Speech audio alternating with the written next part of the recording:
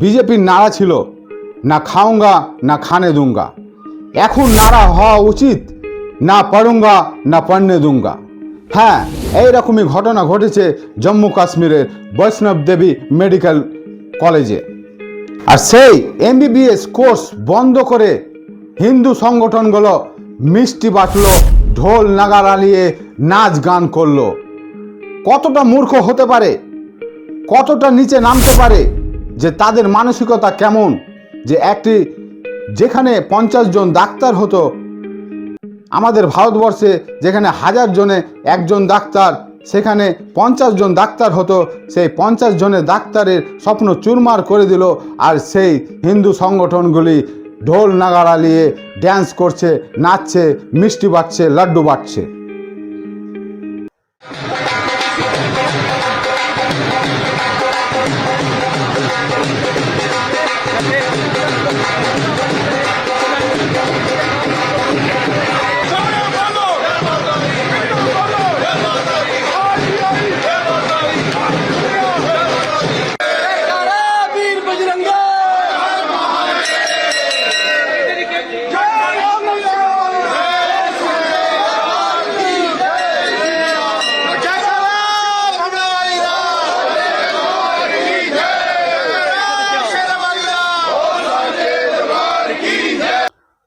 গত বছর সেপ্টেম্বর মাসে 50 জন এমবিবিএসের সিট অনুমতি দেওয়া হয় বৈষ্ণব দেবী মেডিকেল ইনস্টিটিউশনে। তারপরে নভেম্বরে এক্সাম হয় 50টা সিটের জন্য। সেই নিট মেরিটের হিসাবে সেখানে চান্স পায় 42 জন মুসলিম এবং 1 জন শিখ আর 7 জন হিন্দু।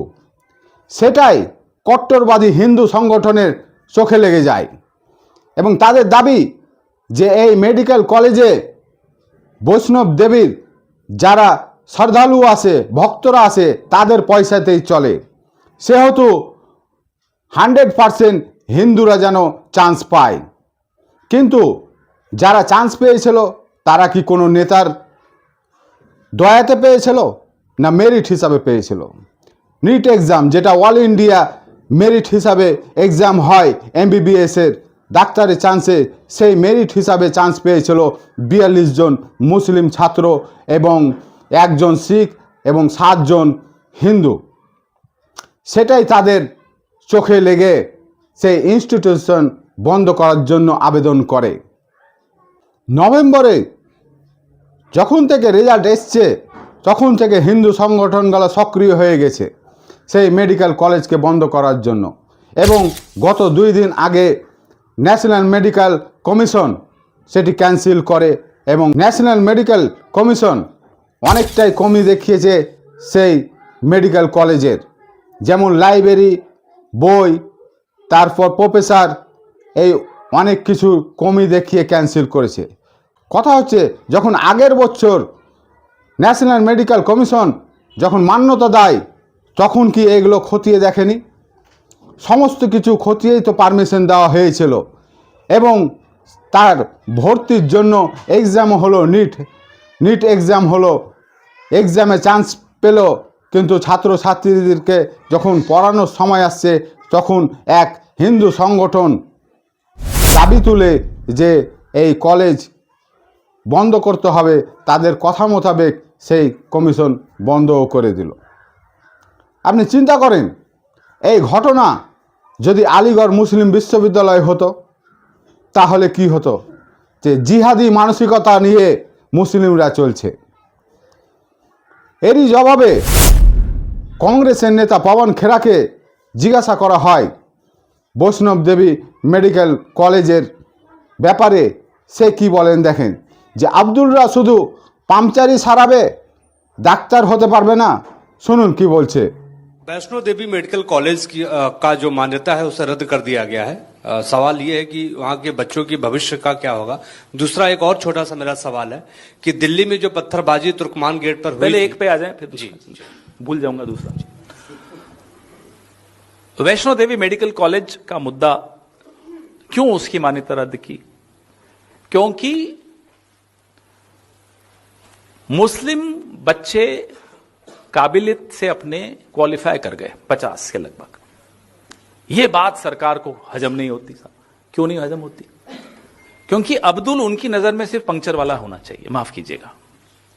अब्दुल काबिल है, पढ़ लिख कर क्वालिफाई कर जाए मेडिकल एग्जामिनेशन, नहीं, ये कैसे, हिम्मत कैसे होगी अब्दुल की साहब? ये असलियत इस सरकार की है। सबके मन में एक बात डाल दी कि अब्दुल का इलाज करना जरूरी है। क्यों भाई? और अब्दुल के इलाज में चक्कर में पूरे देश को बीमार कर दिया।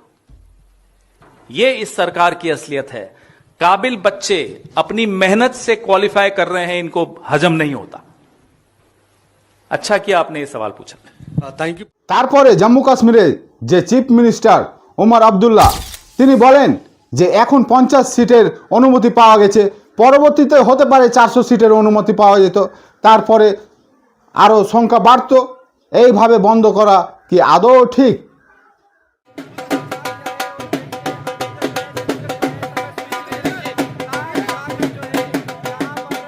यहाँ मतलब बाकी मुल्क में लोग मेडिकल कॉलेज लाने के लिए लड़ते हैं, यहाँ मेडिकल कॉलेज को बंद करने की लड़ाई लड़ी गई।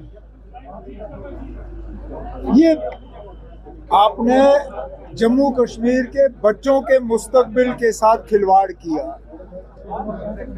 अगर बच्चों के मुस्तकबिल को तबाह करने की आपको खुशी महसूस हो रही है तो फोड़िए पटाखे। चलिए ना, इस बार 50 में से 40 कश्मीर से आए, 1-2 साल के बाद ये 50 सीटें जो हैं ये 400 सीटें बन जाती। उन 400 सीटों में मुमकिन है 200-250 बच्चे जो हैं जम्मू के होते। आज वो बच्चे जो हैं मेडिकल कॉलेज की सीट उनको मिलेगी नहीं, क्योंकि पूरा कॉलेज ही आपने बंद करा दिया है मजहब के नाम पर। इसलिए मैंने कल कहा था मीडिया से कि छोड़ दो, जब हमें नहीं चाहिए ये कॉलेज।